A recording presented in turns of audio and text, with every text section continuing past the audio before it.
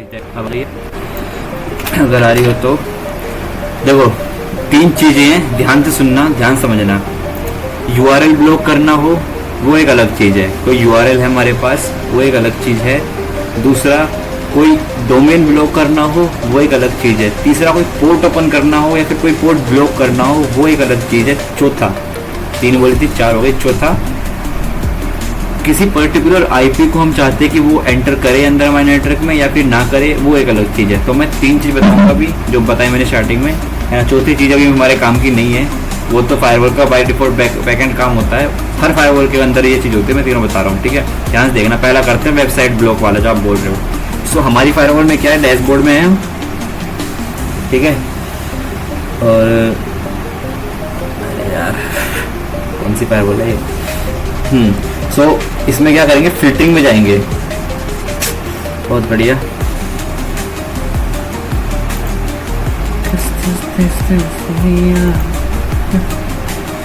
ये firewall slow हो गई भाई।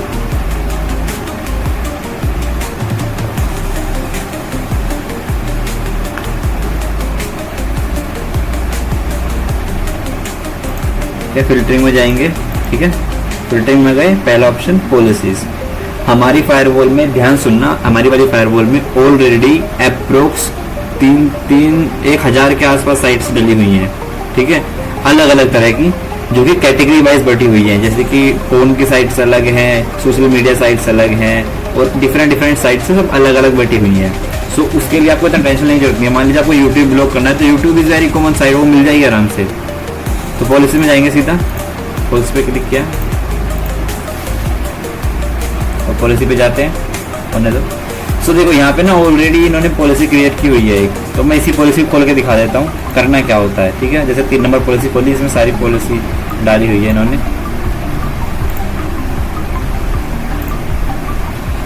सो देखो पॉलिसी का इन्होंने नाम डाला यहाँ पे, डिफॉल्ट ग्रुप रूल्स। बाद में सेलेक्ट किया कि डोमेन फिल्टरिंग है या फिर प्रॉक्सी फिल्टरिंग है। डोमेन फिल्टरिंग वो होती है जब हम किसी एक डोमेन को ब्लॉक कर रहे हो, youtube.com, whatsapp.com, facebook.com, kunal.com, nsgate.com या फिर cyrotech.com या फिर एनीथिंग cisco.com, एनीथिंग, ठीक है। तब अगर हम किसी यूआरएल को ब्लॉक कर रहे हैं, यानी कि मान लो जैसे मैंने गाना प्ले कर रखा है ना, तो इस गाने का जो मैं क्लिक करके कॉपी करूंगा ना यहाँ से, ये जो चीज़ है देखो, मैं कॉपी करता हूँ, पेस्ट करता हूँ, यहाँ पे पेस्ट करता हूँ। ये पूरा एक यूआरएल है, इसके अंदर ना खाली डोमेन नहीं आ रहा, डोमेन यहाँ तक है, यहाँ तक ये डोमेन है, इतना डोमेन है ये। पर इससे जो पीछे जुड़ी हुई ना चीज़ें कि वो चीज़ सभी कि यूआरएल है। तो जब यूआरएल ब्लॉक करना हो तो हम प्रॉक्सी फिल्टरिंग डालते हैं और फिर नीचे इसका ऑप्शन आता है यूआरएल डालने का, वहाँ पे यूआरएल कॉपी करते हैं। तो क्या करना है इसे, नेक्स्ट ऑप्शन क्या है, इस प्रॉक्सी इनेबल, डिसेबल करना है, डिसेबल, इनेबल करना है, इनेबल।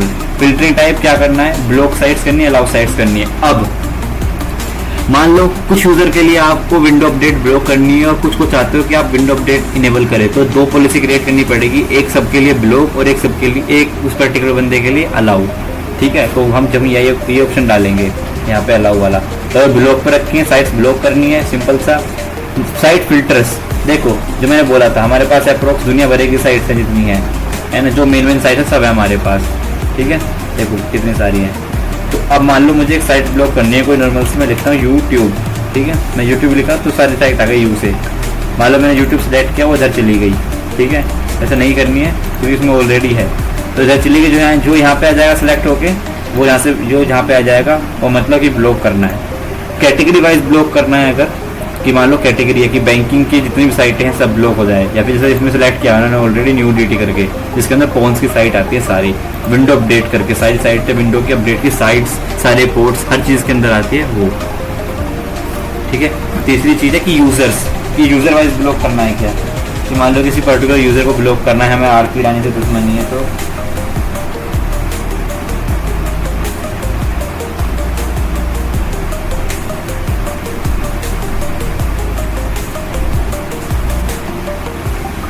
मान लो हमें किसी पर्टिकुलर यूजर को ब्लॉक करना था, यूजर सेलेक्ट करके उसे इधर खींच देंगे। अगर सबको करना है तो ब्लैंक छोड़ दो। हमारी फायरवॉल में सिंपल सा रूल है, अगर कहीं भी कोई भी चीज सबके लिए अप्लाई करनी है तो उस सेक्शन को ब्लैंक छोड़ दो, ठीक है। सिंपली ग्रुप है, ग्रुप में भी सबके लिए करना है तो ब्लैंक छोड़ दो। सोर्स आईपी, अब जो मैंने बोला कि मान लो किसी पर्टिकुलर बंदे के लिए किसी कोई एक आईपी है 192.168 100.2 ये आईपी है, ठीक है, 100 नहीं है शायद गलत दिखा गया, 100.2 ये आईपी है, ठीक है। इस आईपी को मैं चाहता हूँ कि सिर्फ यही बंदा फेसबुक, यूट्यूब, गूगल ये सब ना एक्सेस कर पाए, बाकी सब करें। तब कोई और ऐड करना है तो कोमा लगा के जितनी ऐड करनी है उतनी कर लीजिए, ठीक है।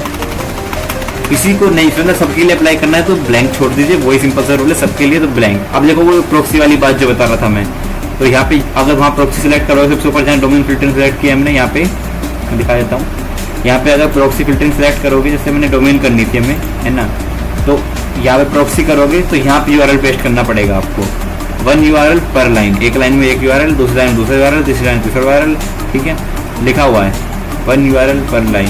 एक्सक्लूड साइट्स मतलब आप चाहते हो कि जो मैंने कैटेगरी ब्लॉक करी है ना, पूरी पूरी कैटेगरी, मान लो मैंने सोशल मीडिया ब्लॉक कर दी पूरी, उसमें बहुत कुछ ब्लॉक हो गया, ऐसा नहीं होना चाहिए था।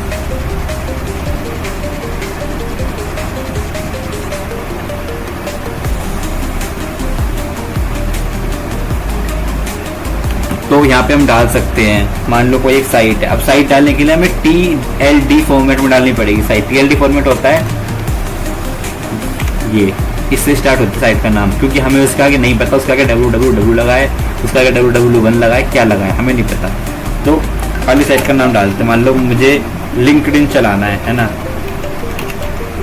लिंक्डइन जो है ना साइट, मुझे लिंक्डइन जो है मान लो, या फिर लिंक्डइन है, या फिर कोई भी ऐसी साइट है, फेसबुक साइट्स है, फेसबुक है या फिर सोशल मीडिया के अंदर आ रही है वो हमारे कैटेगरी के अंदर, है ना, जो मुझे चलानी है, कुछ भी है एनीथिंग मुझे चलानी है, उसका नाम डाल देंगे, उसे छोड़ देंगे। कीवर्ड्स में कुछ डालना डाल दीजिए, वरना सेव कर दीजिए एग्जिट। यहाँ पर फिर पॉलिसी क्रिएट हो गई है, ठीक है, जैसे इन्होंने की हुई है, आप ध्यान से देख लो एक बार, उन्होंने की हुई है। ग्रुप 2 पे ब्लॉक करना है न्यू एडिटी को, ग्रुप का नंबर ये है, ठीक है। ग्रुप 3 ब्लॉक करना है न्यू एडिटी को, ग्रुप का नाम ये है। ग्रुप 3 ग्रुप डिफॉल्ट है ना, ब्लॉक करना है ये न्यू एडिटी कैटेगरी को, है ना, और पहले ग्रुप का नाम कुछ नहीं है, यानी कि ये सब पे अप्लाई हो रहा है, तो इन दोनों का तो मतलब ही नहीं बनता बनाने का। जब यहाँ पे सब पे अप्लाई कर दिया तो इन दोनों का अलग से बनाने का मतलब नहीं है, क्योंकि न्यू एडिटी तो इसके अंदर भी आ रही है ना, तो ये बिना बात के बनाए हुए हैं इन्होंने, छोड़ दो, मुझे आइडिया नहीं है कहाँ की फायरवॉल है अभी, तो मैंने ऐसे ओपन की है। अब आ जाओ आप पोर्ट फॉरवर्डिंग वाली बात जो कर रहे थे, पोर्ट ओपन वाली, तो वो आएगा आपका फायरवॉल के अंदर, रूल्स के अंदर, ठीक है। जो हमारे काम की चीज नहीं है अभी वो,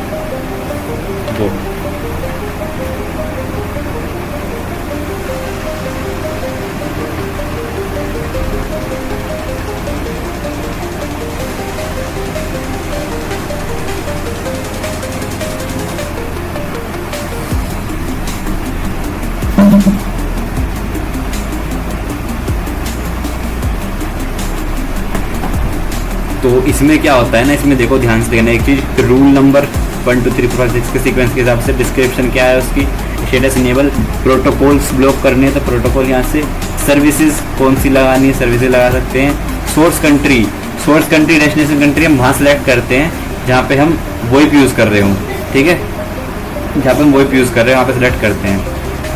सोर्स जोन क्या होगा हमारा, हम लैन में बैठ के वैन एक्सेस करेंगे, तो जो हमारा लैन है ना, जो हमारा लोकल एरिया नेटवर्क है वो दैट इज सोर्स जोन हमारा, वो हमारा सोर्स जोन है, कि हम वहाँ से सोर्स है, हम वहाँ से बात स्टार्ट कर रहे हैं कि एक रिक्वेस्ट हमने यहाँ से एक्सेप्ट स्टार्ट की है। और डेस्टिनेशन जोन क्या होगा, वैन होगा हमारा। तो सोर्स इंटरफेस क्या होना चाहिए लैन का, नहीं सेलेक्ट करना, दोनों ही होने चाहिए, तो ब्लैंक छोड़ दो। सोर्स आईपी कुछ होगी, नहीं है तो छोड़ दो ब्लैंक। सोर्स पोर्ट कुछ है, पोर्ट है तो डाल दो, वरना ब्लैंक छोड़ दो। डेस्टिनेशन कंट्री कुछ है तो छोड़ दो। डेस्टिनेशन जोन वही वैन होगा, नहीं है तो ब्लैंक छोड़ दो। डेस्टिनेशन इंटरफेस ब्लैंक छोड़ दो। डेस्टिनेशन पोर्ट यहाँ पे डाल दो। क्या करना है, एक्सेप्ट रिजेक्ट क्या करना है, बाकी सेव कर दो टाइम के हिसाब से। कोई फायरवॉल खोल के देख लेना, कहीं लगी हुई है आप उसमें देख सकते हो आप ये सब चीज़ें।